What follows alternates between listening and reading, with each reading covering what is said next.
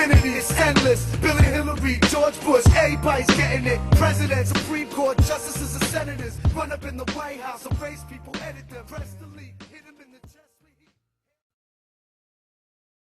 And Martin Lawrence was in that chair. We talked about Blue Streak. I love that dude. He played a role in your life, I believe. How do you feel about him as a person, as an artist? Martin Lawrence is the guy that showed everybody you can make it from D.C. to Hollywood.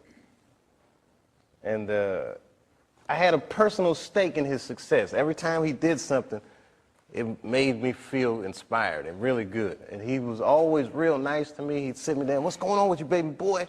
What? We'd talk about comedy, whatever. And, you know, when we did Blue Streak, we were promoting it, and Martin had a stroke. He almost died.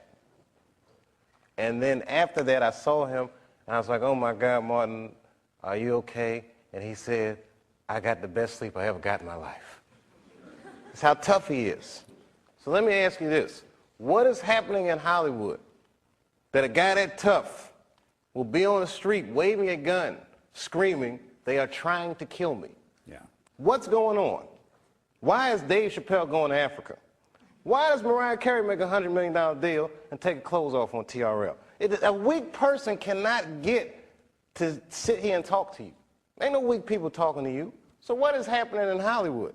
Nobody knows. The worst thing to call somebody is crazy, is dismissive. I don't understand this person, so they're crazy. That's bullshit. These people are not crazy. They're strong people. Maybe the environment is a little sick.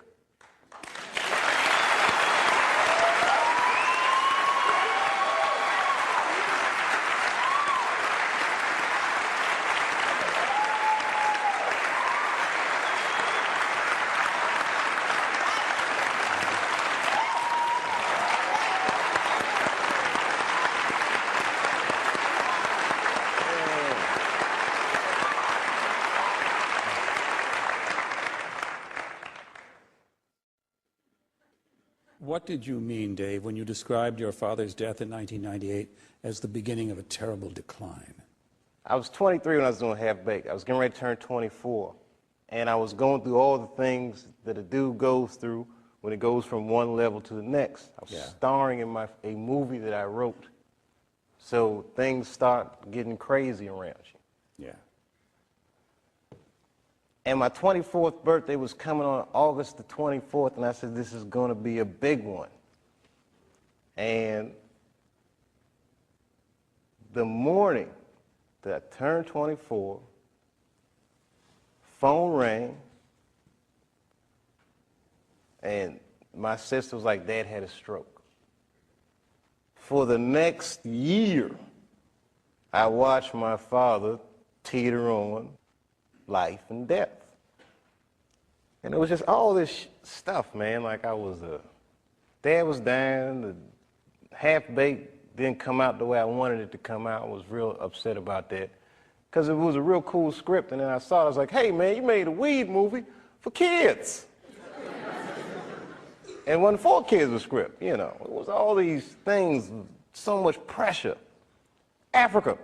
Then I was in Ohio. I get a call on my cell phone from Hollywood. I'm like, hello, Hollywood. They're like, hello, Dave. They're like, that pilot you did for Fox, looks like they want to pick it up. We need you to come out because they want to meet with you. And I was like, well, listen, I can't really come out right now. Got a real bad situation at home. Can we talk about this on the phone? No, they would rather meet with you in person. But you know, like the horror that they turned us into, I jumped on that plane and left my father's bedside, which I regret to this day, and I went out and I sat with these people in this room, and if you can imagine a large circle of people, and I was 12 o'clock, the black dude. Yeah, Dave, we really liked the show, but the pilot episode was about me getting booed off stage at the Apollo. They go, you know, but what are we going to do about it? I mean, there's not really any white people in it. I said, well, it's about the Apollo. It's not really white. Well, you know, we were thinking about the girl on the show. We didn't think she was that funny, not that good looking. I think we should recast her, maybe. And they started using terms like universal appeal. Basically saying they want me to recast the girl with a white woman. I said, yeah, I don't think I can do this, and I quit. On the cover of Variety, Chapelle pulls the race card. The race card. And I get calls from Newsweek, 60 Minutes. Everybody, we want your story. Now I'm scared to death. I'm like Rosa Parks or something. I'm like, I'm not ready for this. I was just venting a little bit. And then, a few months later, Dad dies. And that's hard for a young dude in his life. That's a real tough loss. I was there when he died. And he went from being my father to what are we going to do with the body. Within moments, it was over. And I'm going through all this stuff, and this is the guy I would usually talk to, right? Dead. And I got to figure this out for myself. I don't want to figure this out for myself. You know, I was beat down. I wasn't living right. You know what I mean? Like, the weed thing was just a bad habit at this point. And you know what I mean? All these, you know, chicken head girls you mess with when it comes with the territory. I'm just being real. Just being real. Just wasn't living right, man. I didn't feel good. And the stand-up stuff was just some angry stuff.